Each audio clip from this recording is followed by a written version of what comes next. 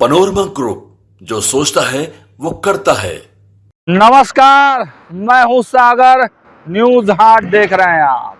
देखिए, लगातार बिहार में चुनावी यात्रा पे हैं हम लोग।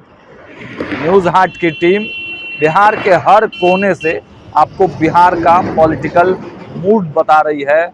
और देखिए, ग्राउंड जीरो पर रहने के कई हम लोगों के बेनिफिट्स भी हैं, क्योंकि छन कर जो चीज़ें आती हैं वो सीधे मतलब हम आप तक पहुंचाने का काम कर पा रहे हैं। देखिए, बिहार का ये जो चुनाव अपने आप में इस बार कई मायनों में अहम बताया जा रहा है, क्योंकि देखिए, मुख्यमंत्री नीतीश कुमार का यह आखिरी चुनाव भी लोग मान रहे हैं। तेजस्वी यादव के लिए बड़ी अपॉर्चुनिटी भी इस चुनाव में मान रहे हैं। और युवा पीढ़ी की अगर बात करें आप, तो देखिए, तेजस्वी यादव, चिराग पासवान, आप कह सकते हैं कि प्रशांत किशोर, इन लोगों की भी जो राजनीतिक बिसात है वो इस चुनाव से अब शुरुआत होगी, या फिर कह सकते हैं कि एक नई दिशा भी मिलेगी। तो देखिए, ये चुनाव बिहार में इस मुहाने पर मतलब आप कह सकते हैं कि बिहार को बदलने का यह चुनाव है। बिहार नई जो ऊंचाई पर चलेगा उसका यह चुनाव है, क्योंकि कहा जाता है कि 15 साल का लालू राबड़ी का शासनकाल और उसके बाद 20 सालों का लगभग नीतीश कुमार का शासनकाल। अब इसके बाद एक ऐसी सरकार बिहार में चाहिए जो कि बिहार को आगे ले जा सके, इंडस्ट्री ला सके, रोजगार दिला सके। 15 सालों में बिहार बहुत कुछ झेला है, बिहार ने बहुत कुछ दंश देखा है। देखिए, एक पत्रकार की हैसियत से हम लोग जब क्षेत्र में जनता से पूछते हैं, बातचीत करते हैं, तो कई चीज़ें जो है वहाँ निकल कर आती हैं। ठीक है, अपने अपने एंगल से हर लोग कहते हैं कि कोई कहता है कि भाई 15 साल का जंगल राज था, कोई कहता है कि गरीबों को आवाज़ दिया गया, कोई उसमें कहता है कि देखिए, डेवलपमेंट चीज़ें नहीं हुई। लालू तो ठीक थे, राबड़ी तो ठीक थी, लेकिन उनके जो अगल बगल के लोग थे उन्होंने जो है बहुत सारी जो है वो मिसअंडरस्टैंडिंग फैलाई और वही जंगल राज था। कुछ भी हो, बिहार उस रीजन में पीछे गया। किसके वजह से गया, ये तो एनालिसिस और इतिहासकार इसकी बारे में बात करेंगे, लेकिन बिहार उन 15 सालों में कहीं ना कहीं बहुत पीछे गया। और इसको मतलब तेजस्वी यादव, लालू यादव के समर्थक भी मानते हैं। अब आ जाते हैं नीतीश कुमार का जो 20 सालों का शासनकाल रहा। तो नीतीश कुमार के 20 सालों के शासनकाल में जो गड्ढा हो गया था बिहार, जो मतलब पिछड़ गया था बिहार, परसेप्शंस बिहार के बारे में खराब थी। कहीं लोग जाते थे तो लोग उसे बिहारी कहते थे। तो वो जो परसेप्शंस वाली जो है बातें, बिहारी बिहारी, पिछड़ापन, गरीबी, तो ये सब जो चीज़ें थी उसको ठीक करने में नीतीश कुमार ने 20 साल तो लगा दिया। नीतीश कुमार ने काम किया है, गांव-गांव में सड़क है, बिजली है, जो भी थोड़े बहुत रोजगार के साधन हैं, तो नीतीश कुमार ने काम किया है। लोग नीतीश कुमार का नाम ले रहे हैं ग्राउंड जीरो पर। अब आ जाते हैं, अब 15 और 20 यानी कि लगभग 35 सालों के शासन के बाद बिहार इस मुहाने पर है कि अब बिहार यहाँ से ऊंचाई लेगा। मतलब 15 साल में गड्ढा हुआ, 20 साल में उस गड्ढे को भरा गया। अब गड्ढे से नींव बनाकर अब बिल्डिंग बनाने की जो बारी है अब बिहार की है। तो इसलिए जो युवा पीढ़ी है या बुजुर्ग हैं, जो भी लोग हैं, वो मिलकर चाहते हैं कि बिहार में एक ऐसी सरकार हो जो डेवलपमेंट करे। ठीक है, कुछ वोटर्स जो है जातिगत पोलराइज है, ये सच्चाई है, ये बिहार की ही नहीं देश के कई क्षेत्रों की सच्चाई है। बावजूद इसके जब हम लोग पब्लिक से डायरेक्टली बात करते हैं 1 to 1, तो लोगों को विकास चाहिए।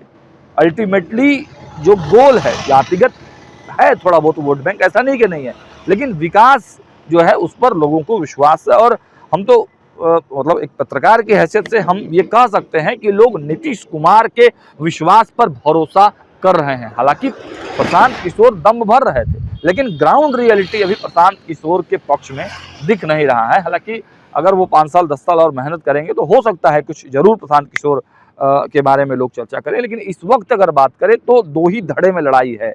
तेजस्वी यादव के पास जो वोट बैंक है, जो जातिगत वोट बैंक है, वो एक बड़ा अहम किरदार है तेजस्वी यादव के लिए।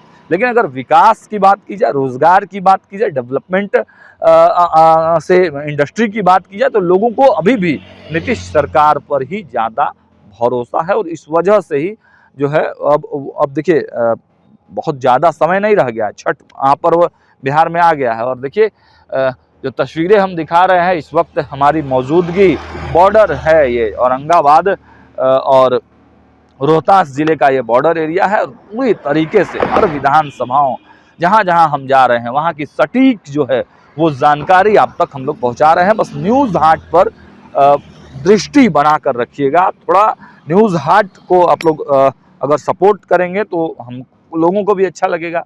अगर आपके कुछ सुझाव हैं, कुछ सजेशन है तो भी आप न्यूज़ हाट पर दे सकते हैं। लेकिन देखिए कई विधानसभाओं में हम लोग गए। बात कर लेते हैं ओबरा की।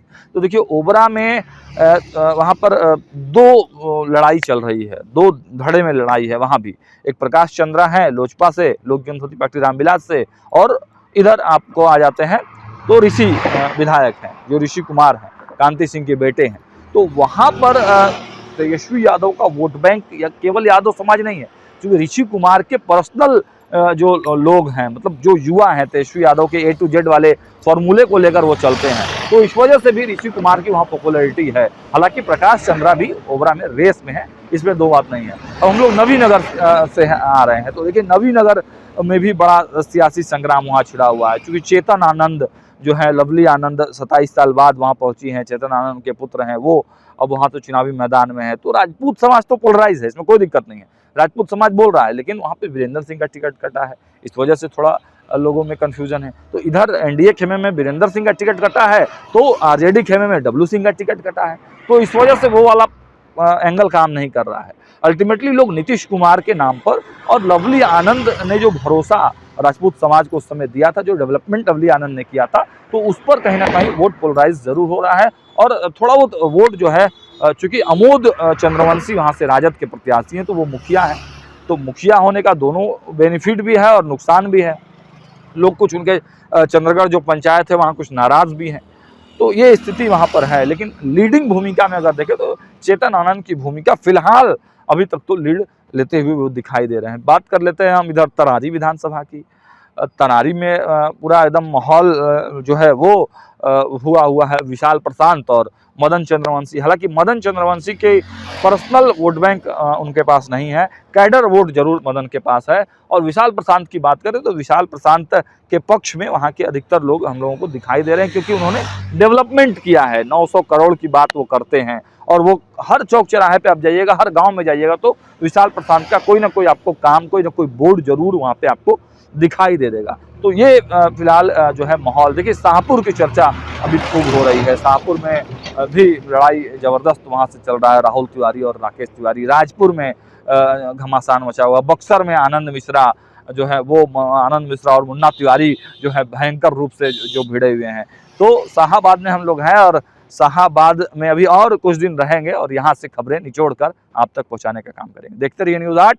बहुत बहुत धन्यवाद, नमस्कार।